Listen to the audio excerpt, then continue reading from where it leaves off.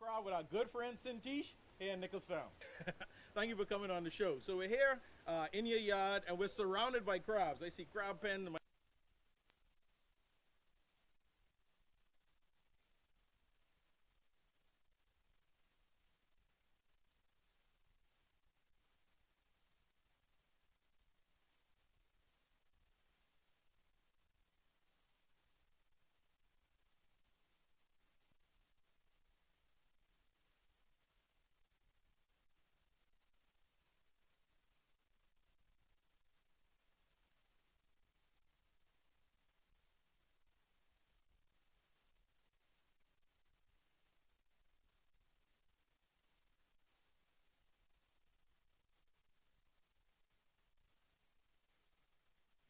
It's another day, the sun is shining. Got to know what's going on around you. Wake up, it's the time to motivate your mind. Come with me, let's make this moment brighter. Wake up with the Bahamas at sunrise. Come on and wake up with the Bahamas at sunrise.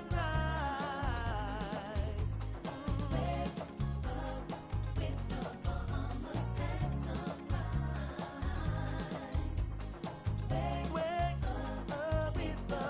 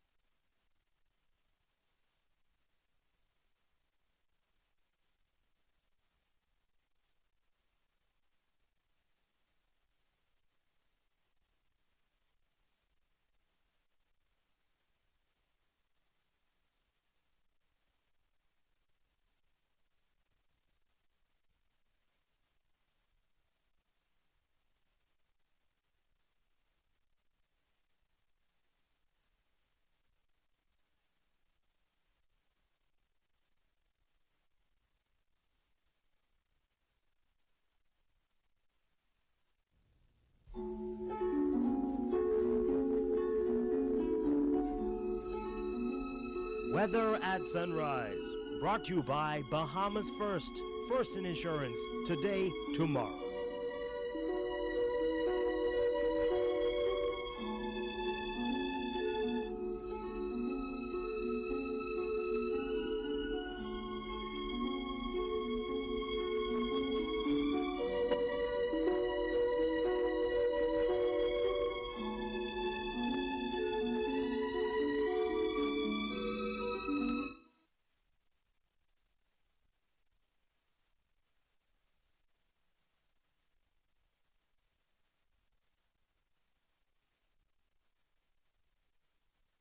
Associated with Tropical Storm Laura will continue to support pockets of showers and thunderstorms across the islands over the next 24 to 36 hours. Today, variable cloudiness and windy with few scattered showers and possible thunderstorms. High temperature 90 degrees, feeling 105. Tonight, partly cloudy and breezy with a few showers, isolated thunderstorms, below going down to 79 degrees Fahrenheit. And some region highs and lows.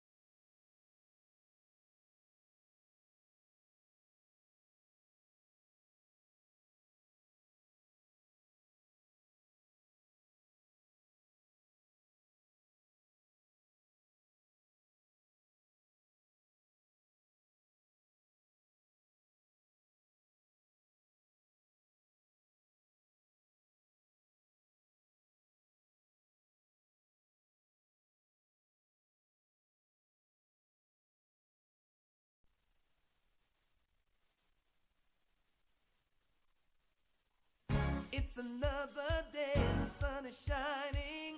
Got to know what's going on around you. Wake up, it's the time to motivate your mind. Come with me, let's make this moment brighter. Wake up with the Bahamas at sunrise. Come on and wake up with the Bahamas at sunrise. Wake up with the Bahamas at sunrise. Wake up with the Bahamas at sunrise. Hey.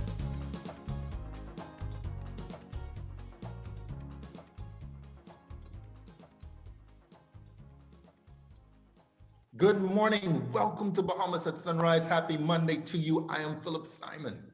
Good morning, and I'm Mark, filling in for Star. Good morning, Star. Hope you're well, you and the family. I tell you, Mark, listen, man, it's a brand new day. We always have to be grateful. We have to say it every single time. You know, we've been trying to push this Carpe DMCs today. Oh, but listen, man, this COVID fatigue is kind of wearing us out still. Yeah. You know, it's a new Monday, and if we're looking for a little bit of good news, I guess we dodged another storm this weekend. So there's always good things in that we didn't have to suffer under too much impact from the latest tropical storm that passed south of us over the weekend. So let's give thanks for that. Yeah, no doubt about it. Listen, I had an opportunity to kind of get in my car a little bit over the weekend and drive around. I did drive through Foxville, went and saw Mom, I know you were sleeping. I'm going to come back to that, I promise.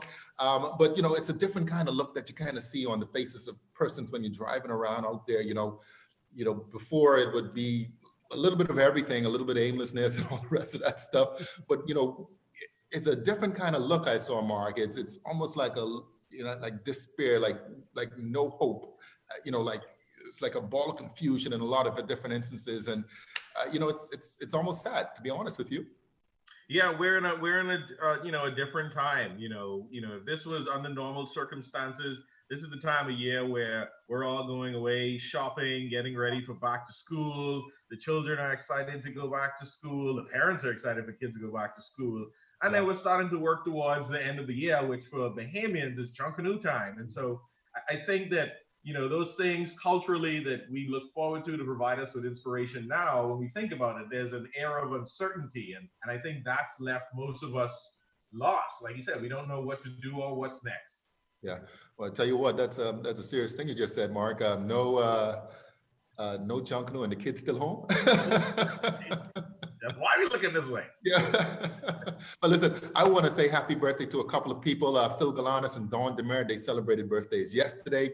Alpheus Hawk Phillison and Chef Jamal Petty are celebrating today.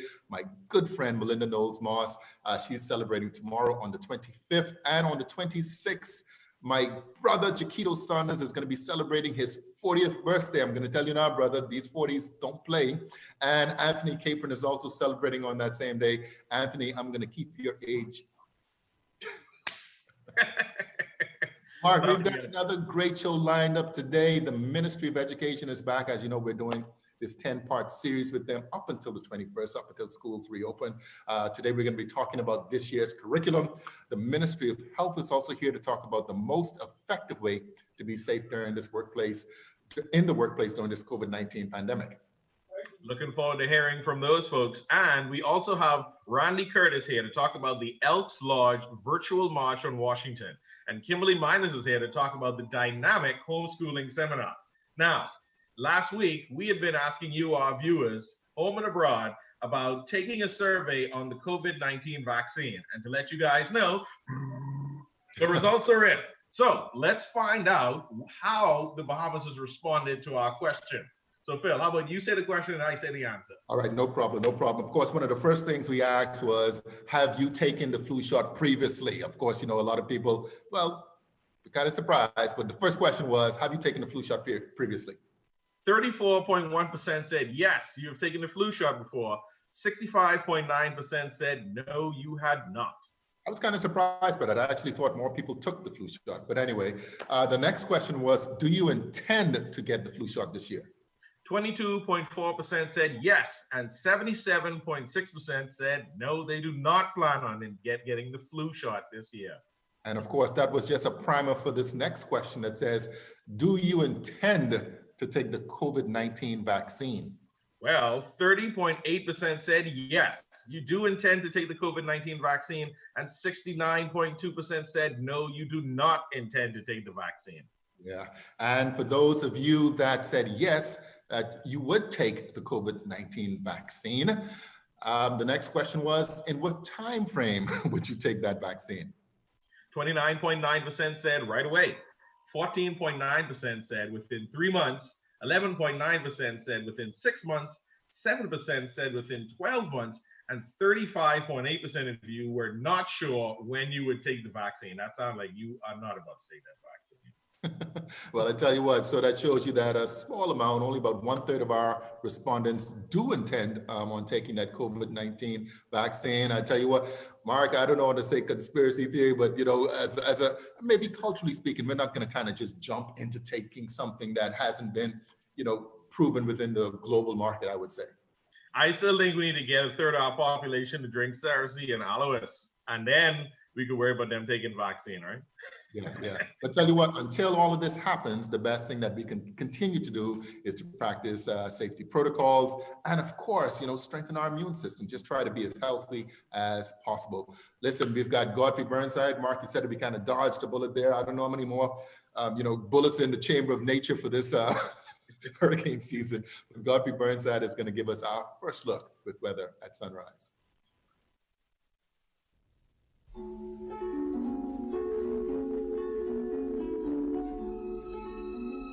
Weather at sunrise, brought to you by Bahamas First, First in insurance, today, tomorrow.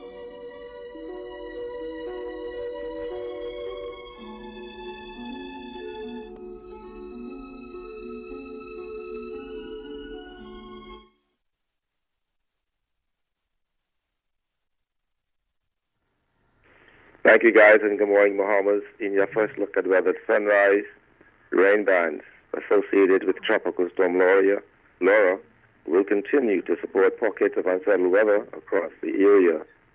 Today, we're looking at variable cloudiness and windy with a few showers, isolated thunderstorms, high temperature 90 degrees Fahrenheit, feel like 105. Tonight, we're looking at partly cloudy and breezy with a few showers, isolated thunderstorms, low temperature going down to 79 degrees Fahrenheit. Here are some regional highs and lows across the Caribbean. Barbados 83 and 80. In Jamaica 84 and 75. In Trinidad 84 and 76. And the Turks and Caicos Islands 90 and 79. Across North America, Atlanta 84 and 71. In Raleigh 88 and 73. In Miami 90 and 81. Dallas, Texas 96 and 75. And around Canada 83 and 72. As we go through the week, mix of sun and clouds, still breezy tomorrow, but the winds will drop off by tomorrow afternoon. There's a few showers, isolated thunderstorms.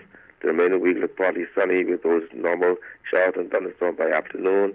Temperature daytime will be in the low 90s. At nighttime, in the upper 70s to lower 80s. That's what you're up on your first look at weather at sunrise. I'm Godfrey Burnside. Bahamas and Sunrise be back after a short commercial break.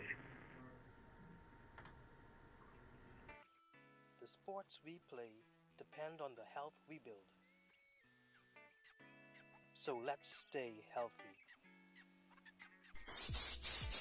Wear a mask and practice social distancing and hand washing to protect yourself and others. Remember, COVID-19 is not a game. A public service message from the Bahamas Olympic Committee.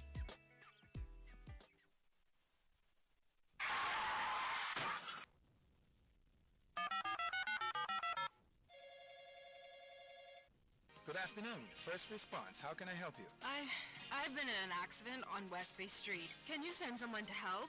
Yes, ma'am. A first response team will be there in 15 minutes. Are you hurt? No, I'm fine, but a bit upset. We're glad you're not hurt. Please, try to relax. Our team will take care of everything as soon as they arrive. First Response provides immediate on-site service and support from the scene of an accident through the claims and repair process. And it's free to all Bahamas First insured drivers in New Providence every day for any type of accident. If you drive and want first response on your side, call 32FIRST or visit bahamasfirst.com for the name of an authorized Bahamas First agent. First response can't prevent an accident from happening, But it can certainly ease your mind when it happens. Business in the Box is your solution for business from Cable Bahamas. It's an internet, voice, mobile, and advertising solution all in one place. Get reliable internet, free domestic call, and a live corporate package, and free TV ad placement, all starting with packages as low as $164 a month. You can save over $3,000 a year. Just call 601-8911. That's 601-8911. And ask for Business in a Box from Cable Bahamas Business Solutions. Terms and conditions apply.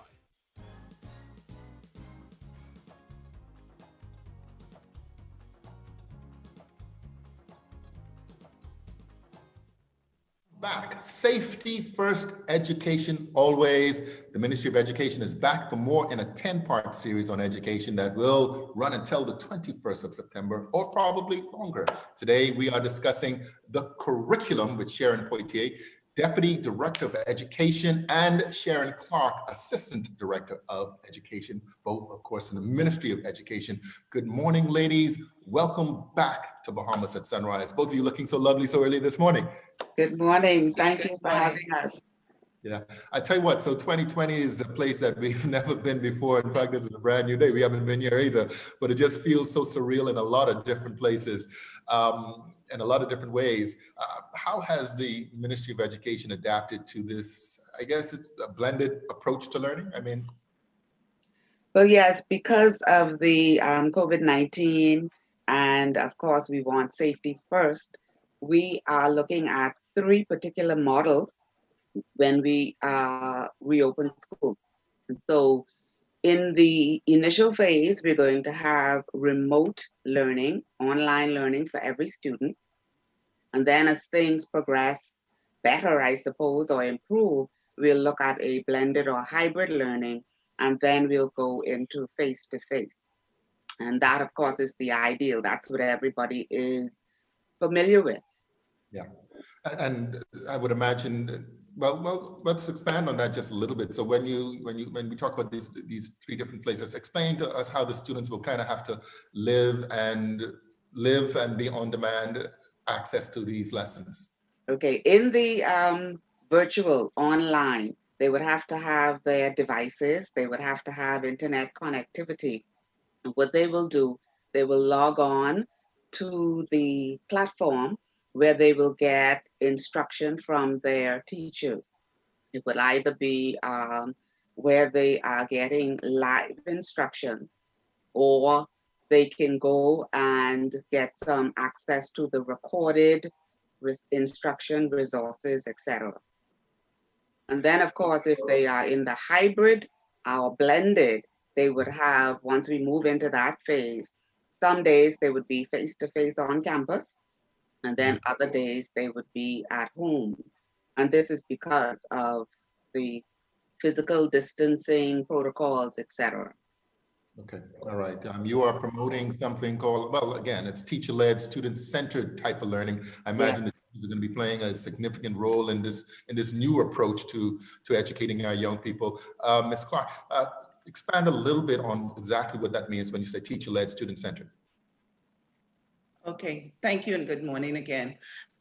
What it means is that the teacher is going to be the driver of all that takes place of the instructional plan, but she's only going to drive the program according to the students' needs and their abilities. So, for example, us in the special education section of the ministry, our students, their ability level determines and quote unquote drives what it is we do. But that is all undergirded or overgirded by their individual educational plan, by structured curriculums like the FACES curriculum, which is a functional curriculum for exceptional children.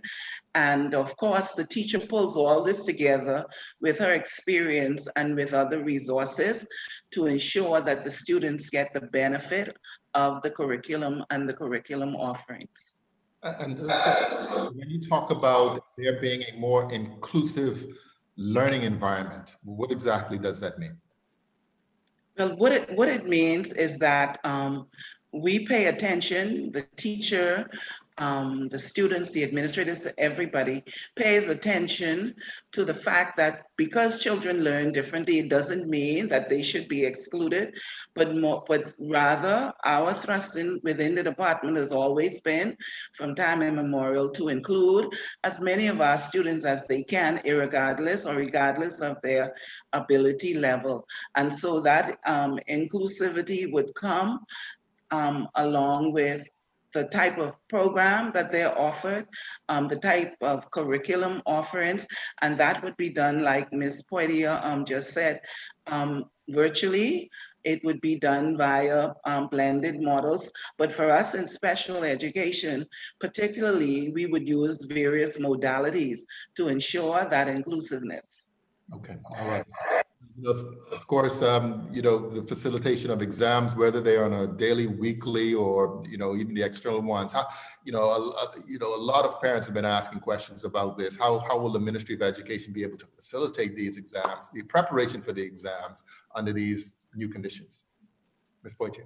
But when we talk about the virtual learning, there's what we call a learning management system, and so resources are uploaded. Lessons are recorded and students can access those at their leisure, really. And so we're providing all opportunity for students to engage at their leisure. They can also, when they have the face-to-face with their teachers, when they're in the hybrid model, if there is a need for reinforcement, for pulling out one-on-one, that can happen as well. You know, education is obviously a partnership. We talk about this all the time, certainly between, you know, those who facilitate the education, whether it's the teachers, the administrators, government, but also parents play a very significant role in the education of their student. I would imagine the Ministry of Education, of course, you've always advocated this parental support of a child's education, but it becomes even that much more imperative in this new commitment. What do you say, you know, to the parents that are trying to navigate this with you, the role that they should be playing going forward? Well, certainly we want the parents to ensure that students are actively engaged in the remote learning. We know that this is a difficult time, both for students and for parents. And so they can reach out to us for support. They can always email us, schoolreopening@moe.edu.bs. And there are people who will provide the kind of support. And that's basically what parents need. They need the support. This is brand new for many of them. And so, as you rightly said, trying to navigate through this new process is daunting at best. Yeah, I mean, obviously you focus particularly on the special needs area, and I would imagine communication is key. I mean, you know, so you're able to contact the ministry, but also to the teachers on a daily basis. You know, and I don't, and my mother's a teacher, and of course I know how hard that has been. But being able to connect with kids consistently, I mean, obviously 9 to 3 is different in a face-to-face type of environment, but now you're in the virtual environment, and there's so many things that could come up. That are teachers also open to the being available? I would imagine at hours that may extend beyond the traditional. Well, teachers have always been available to their students, and I'm certain that this is going to be no different. Okay, all right, great.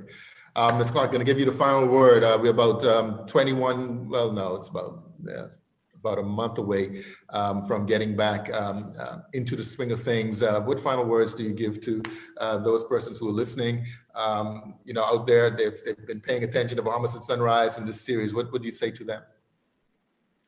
I would just like to continue to encourage everybody that that we stay focused on our primary goal, which is getting our schools up and running and reopen for the new school year. And like our motto says, safety first and education for all. And just to say that this is a collaborative effort, a team effort, not just the school system, but indeed the parents, indeed the students and the wider community. And we'd just like to continue to know that we have these even public-private partnerships where we work with our private school systems, as well as the Department of Education, to ensure that the Bahamian student continues to get the best of what it is that we as the professionals have to offer, and by extension, what our parents and other community-minded persons would put into the mix. Absolutely. Well said. With the Deputy Director of Education, Sharon Poitier, and Sharon Clark, the Assistant Director of Education, both in the Ministry of Education. Ladies, thank you so much for being back here in Bahamas at Sunrise. Thank you. Thank you. All right, you're watching Bahamas at Sunrise. We will be right back.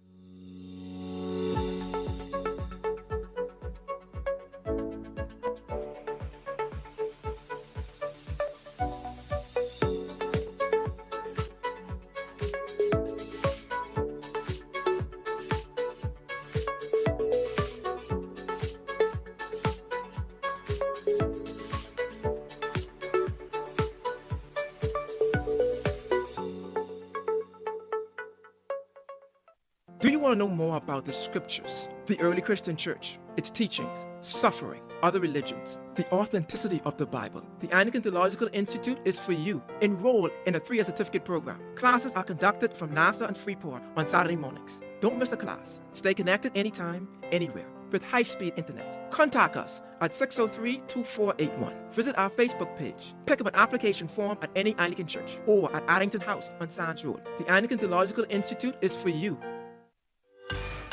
Nourish your immune system. Nourish your health. Nourish your life with Ensure. Ensure Original, Ensure Plus, and Ensure Max Protein.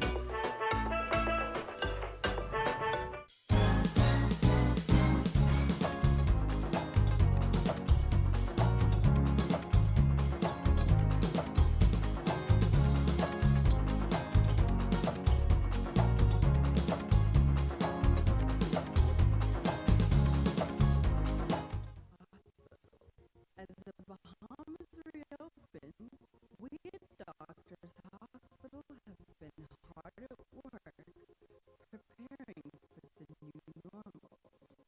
The health and safety of our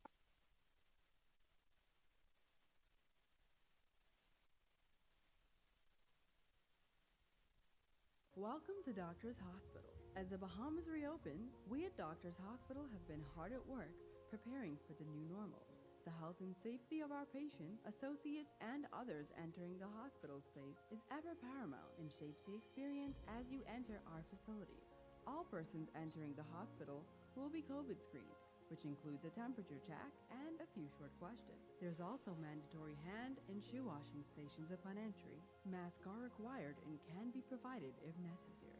To further limit contact, Doctors Hospital has launched a concierge service that allows for pre-registration, a hospital itinerary, in-car waiting, and a navigator to guide you through your visit. Our pharmacy is now offering curbside pickup and delivery services for prescriptions as well. Social distancing markers are placed around the facility, and scheduling for imaging, including CAT scans, mammograms, and 3T MRIs. Laboratory including our new same-day COVID-19 PCR testing, rehabilitation, and other services has also been adjusted. Doctors Hospital is here to serve you with the same quality and care that you've come to expect, even as we enter a new normal. Now, more than ever, Doctors Hospital continues to be trusted and best care now. Isn't your health worth it?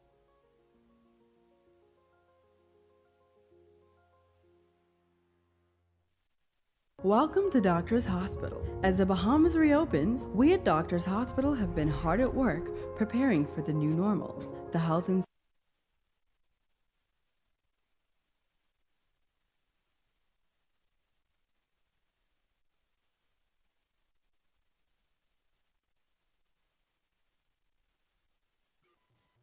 Welcome back. On August 27th through 28th, the Elks Grand Lodge is hosting the 2020 Virtual March on Washington. Here to discuss this event is Randy Curtis and Zelrona Mackey. Good morning and welcome back to Bahamas at Sunrise. Good morning. Good morning. Now, Mr. Curtis and Ms. Mackey, I told you guys off air that I will not introduce your titles because I don't feel worthy enough. So I would allow you to introduce yourselves to our viewing audience. Okay, good morning, Bahamas. Good morning, Bahamas at Sunrise. My name is Dr. Zelrona Mackey. It's pure and simple. But I'm a past granddaughter ruler in the Improved Benevolent and Protective Order of Elks of the World. And I am also the 4th elected Bahamian in the Grand Temple. So I have an office in the Grand Temple, which is in the United States. I'm the escort. Awesome. And Mr. Curtis? Good morning. I am Brother Randy Curtis, past Grand Exalted Ruler, District Deputy, and Director of Civil Liberties for the Bahamas State Association of Elks. I just want to give a shout out to our state president, Brother Reynard Edgecombe, our daughter state president, Daughter Cecile Cooper. The month of August has always been a emancipative celebratory month in post-British colonies. This year, it's no different. For the Bahamas, though, our affiliation with the U.S. has been long and continuous. This month, as the NAACP joins in with the Elks Lodge in the States for a virtual commemoration of the 57th anniversary of the March on Washington, when Dr. Martin Luther King presented his famous speech, I Have a Dream. We in the Bahamas have a special affinity to that speech and a special affinity to civil rights. If I might add, sir, that Dr. Martin Luther spent many years in the Bahamas, and on one of his relaxing fishing expeditions in Bimini, aboard the boat with Brother Sanders from Bimini, he drafted the words of I Have a Dream. And so, as famous as the I Have a Dream speech is, its roots are here in the Bahamas. That's a powerful legacy. Thank you. Thank you for sharing that information, because many of us would not have known that. And so for those of us who also do not know, tell us the purpose behind the improved, benevolent, and protective order of the Elks of the World. The improved, benevolent, protected order of the world, Elks of the World, is the largest Black fraternity. There are many other Black fraternities. There are many Masonic Oddfellow lodges, but the Elks Lodge, the improved benevolent, is the only Black elk lodges in the world. The four cardinal points of our organization is charity, justice, brotherly love, brother and sisterly love. In the Bahamas, we are members of yesteryear, were part of the forefront of the march to majority rule politically, but they were also the voices of the oppressed. Our history would record that daughter Mary Ingram, daughter Lillian Archer, daughter Georgiana Simonet, brother Kingsley Wilson, brother C.H. Walker, brother Milo B. Butler, and brother Jackson Burnside would have been the iconic torch bearers for freedom in our country. The Bahamas, it's also socializing with the US. Those of us who would have gone to colleges in the United States would have known the Black National Anthem, Lift Every Voice and Sing. That song was penned by a Cat Islander, James Weldon Johnson. And so throughout the civil rights movement in America, Bahamians have played an integral part. As a matter of fact, Dr. King knew East Street and Baintown because he was a regular visitor with the late pastor of Bethel Baptist Church, with the late pastor of Hay Street Mission, Dr. Ori Cooper, and Dr. H.W. Brown. And so as the Black brothers and sisters in America celebrate this 57th anniversary of the March on Washington, we too in the Bahamas have had our period of Black Lives Matter. Our history may not be as profound as others, but it was in the 1940s when we had the Burma Road riot, when we had the lives of Harold McIntosh, David Smith, Roy Johnson, and Donald Johnson. They lost their lives during the riots, the Burma Road riots. And so even though in the Bahamas, we tend to think that ours was a peaceful revolution, there has been lives lost as we made our quest for social justice. Brother Curtis, that's once again a lot of great information and a lot of wisdom tied up in those stories. So tell us, what was the purpose and inspiration behind creating the 2020 March on Washington, and what do you hope will be accomplished by the march? Zelrona, do you have some comments on the march?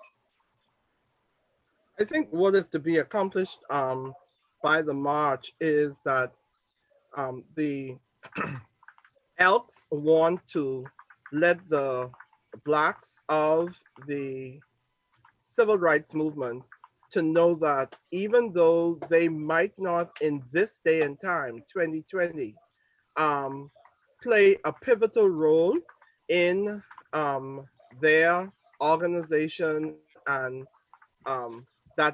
things of that nature, that they still had a part of history with all of the freedoms and expressions that we have today, that the Elks took part in those and were a part of that in that era.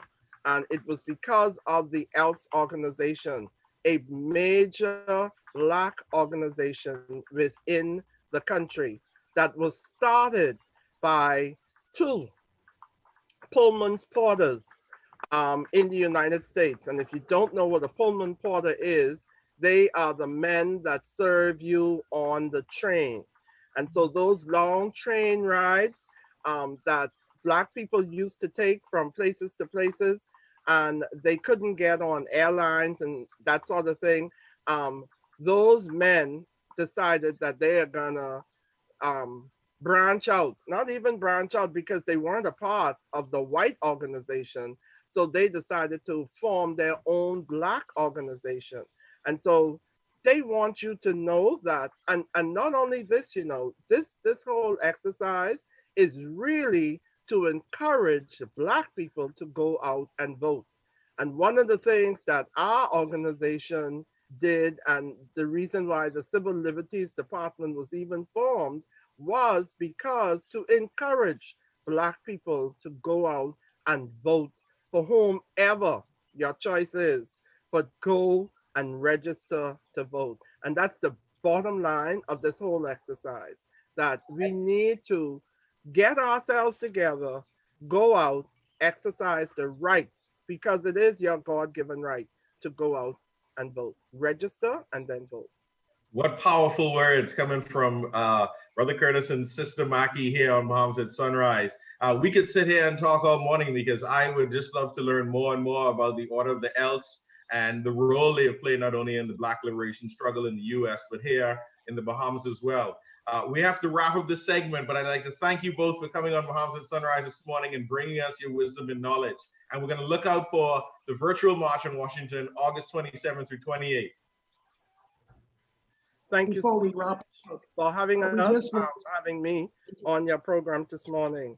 And now that you've gotten a taste of what is going on within the country and how the organization was formed and how we are, we need you to bring us on again so that we can give you some more history. We need more food for the people. I'd like to thank you guys for joining us this morning on Bahamas at Sunrise. We'll be right back after this.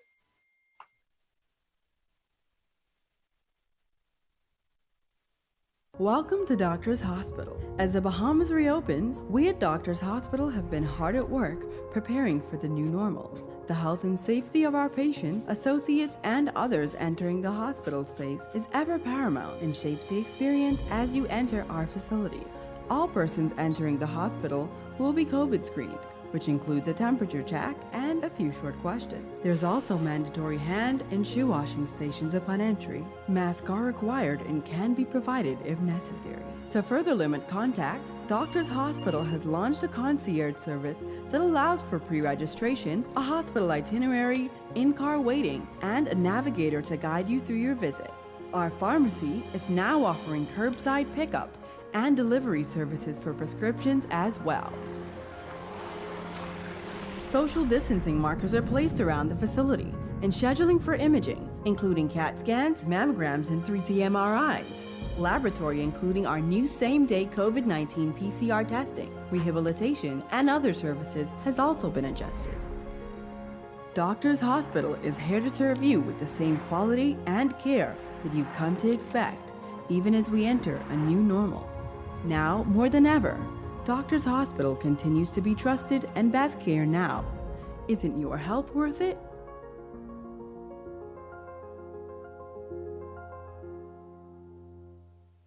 Business in the Box is your solution for business from Cable Bahamas. It's an internet, voice, mobile, and advertising solution all in one place. Get reliable internet, free domestic call, and a live corporate package, and free TV ad placement, all starting with packages as low as $164 a month. You can save over $3,000 a year. Just call 601-8911. That's 601-8911. And ask for Business in a Box from Cable Bahamas Business Solutions. Terms and conditions apply.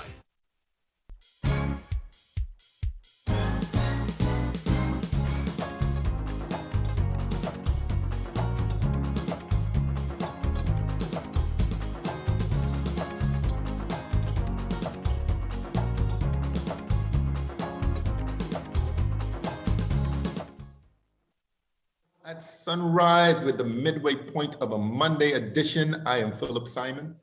And I'm Mark Daniels, sitting in for Star. Mark, listen, man, I don't know if you've been watching these games over the weekend in the NBA, but there's a fella by the name of Luka Doncic who was, like they say on the streets, he was just killing people cheering last night on those Clippers, man. Yeah, I don't know, man. Luka, he's a different level of player. I don't know. Last night it was just amazing. Yeah, he's a combination of Larry Bird and a couple of other things, man. But it's just good to see. It's good to see that not only are they entertaining us once again in terms of the National Basketball Association, but they're still carrying that message about Black Lives Matter, which is very important. Yes, it is very important. I'd say that Luka need to look on the back of his shirt because last night he didn't care.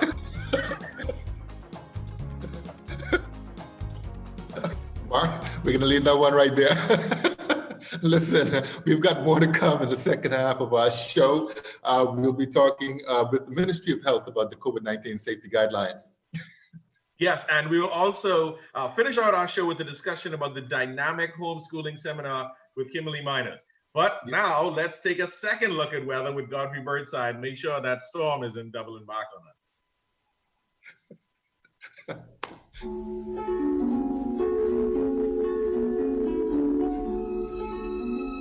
Weather at sunrise, brought to you by Bahamas First in Insurance, today, tomorrow.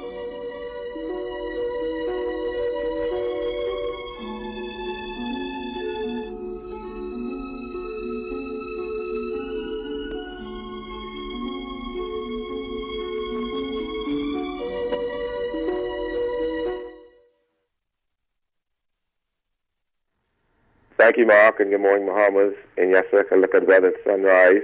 We take a look at the tropics, and we're monitoring two tropical storms at this time. Tropical storm Laura at 5 a.m. this morning was located in latitude 20.8 degrees north, longitude 78.9 degrees west, at some 105 miles southeast of Cayo Largo in Cuba. It's moving towards the west-northwest at 21 miles per hour. Those winds are now up to 65 miles per hour with higher gusts. And we're looking at Tropical Storm Marco. And at 5 a.m. this morning, Marco was located in latitude 27.6 degrees north, longitude 88.2 degrees west, some 115 miles south of the mouth of the Mississippi River. It's moving towards the northwest at 12 miles per hour. Winds are now down to 60 miles per hour with higher gusts. Some weakness expected as we move over land later today. Also, tropical storm formation are expected during the next 5 days. On the local scene, rain bands associated with Tropical Storm Laura will continue to support pockets of showers across the island. And so, for the most part, in the rain forecast, we do have a more coverage advisory in effect. Winds today blowing east to southeast at 20 to 30 knots, seas 6 to 9 feet. But it could be up to 13 feet in swells over the northwest and central Bahamas, easterly at 15-25 knots, seas 5 to 8 feet over the southeastern islands. Then on Tuesday, those winds continue east to southeast, dropping off 15-20 knots, seas 4 to 7 over all the islands. And then on Wednesday, those winds become easterly at 10 to 15 knots, seas 2 to 4 feet over the northwest Bahamas, east to southeast at 15 knots, seas 3 to 5 feet over the central and southeastern islands. Yet tides. You can expect a low tide or current of a low tide that happened at 6:35 this morning. Next high tide is 55 minutes past midday. Low again this evening at 7:18. Sunset 7:37 this evening. Rising tomorrow at 6:49. UV index 8. Your water temperature 82 degrees Fahrenheit. Honeymoon phase now moving towards the first quarter. Tomorrow another mix of sun and skies, still breezy with a few sharp isolated thunderstorms. And then we move to partly sunny skies with your normal showers and thunderstorms by afternoon. So temperature daytime will be in the low 90s at nighttime, in the upper 70s to lower 80s. That's it for wrapping your fun look at weather sunrise. I'm Gotcha Burnside.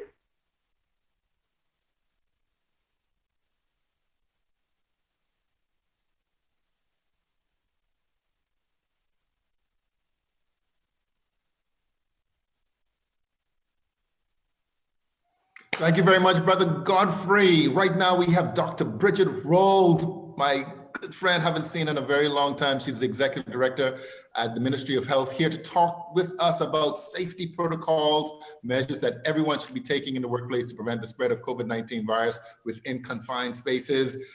Bridget, Dr. Rold, what's going on? Good, so good to see you. It's wonderful to see you. How is it going over there at the set? You're looking so bright and lovely and beautiful in this red. Everything's matching, I see. Yes, yes. Yes, so I'm here to see if I can answer some of the burning questions you might have with respect to safety in the workplace in this new paradigm. Yeah, well, I'll tell you what, I mean, even though, we have lockdowns and curfews and a lot of people aren't in the workplace, at least some workplaces. But again, some people are to work. And again, COVID is going to be around for a while. So these are lessons that we have to learn. I guess so one of the first questions we would ask is, well, I guess with any virus, whether it's the flu or whether it's COVID, what's the largest cause of spread of such viruses within the workplace environments? Well, what we are finding at the Ministry of Health, because we are one of those ministries that despite the lockdown, we have been to work from January around the clock. And what we are finding, or what we're seeing from the research, is that people who don't necessarily engage in good hygiene oftentimes are the ones that are the spreaders, if you will, of this virus. And so one of the things that we try to tell workplace persons or persons in the workplace is to engage in frequent hand washing, simple things like hand washing, wiping down of surfaces, emptying of trash, good ventilation. In the last half century or so, a lot of the buildings that have been built have eliminated windows and gone for air conditioning. And so here is no different. We have a lot of buildings where there's hardly any cross ventilation of fresh air. And so we're trying to tell people, if there's a window, try to open that window so that the air can circulate a little bit, fresh air that is. And if you are in a building where there is there's not the ability to open up that window, to make sure that your air conditioned vents are cleaned and operational. It's simple, very, very simple things that you can employ that would reduce the transmission of this virus. And of course, still keeping those social distancing measures. I would imagine a lot of workplaces have been given the advice and suggestions, not just from the Ministry of Health, but to kind of restructure even that physical environment, putting space in between desks, putting space in between people, having the sanitizing stations. Is there like a time frame? Is there like a structure or a schedule to how you, for example, how often should you wash your hands? How often should you be, spraying or using this, the sanitizers? Well, the thing is, first of all, let me say this. At the Ministry of Health, we've developed what we call the workplace guidelines and assessment tools that we've been asking organizations, businesses to assess their ability, their COVID readiness.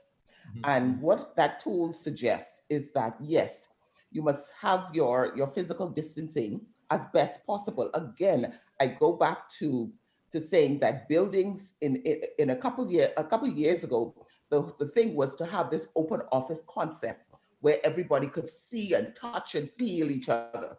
And we're finding that is working to the detriment now with this particular virus, because now we're talking about actually distancing people, putting up barriers, whether it's plexiglass or some other kind of clear plastic or something, so that persons are not in close contact. 3 to 6 feet apart is very, very hard for some businesses. But where possible, we're telling people to physically distance, not to congregate around water coolers. In fact, one of the new measures that I'm suggesting to businesses is that if they have that common area where they have a water cooler, to remove that water cooler, because those are high touch surfaces where transmission could easily happen. So encourage people to bring their own water, or if you can afford to have bottled water available for your staff, do that.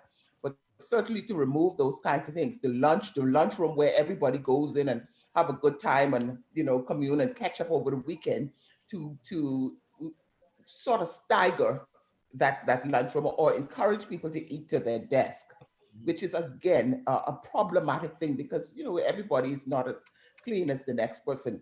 But that's where, if you have somebody on staff, that person needs to be able to go around at least a minimum of 3 times per day. Best practices suggest every 2 hours, but I'm saying about 2-3 times a day, to empty trash and so on, and to wipe down surfaces, wipe down walls where people tend to put their hands. If you have buildings with elevators, I'm encouraging people to not take the elevator, to take the stairs. Or if you have to take an elevator, no more than 3 persons in the elevator at the same time. So some basic kinds of things that would help to distance and spread persons out, and to slow this transmission. Yeah. So what happens then? That's all excellent advice, Dr. Rowe. What happens then if somebody contracts this virus? What are the steps that a business should take? Well, first of all, you need to be able, if that person contracts or comes on the job already positive, COVID positive, we're asking businesses to make sure that there's somebody with some kind of safety background, some kind of CPR, some kind of health background, to contact somebody like that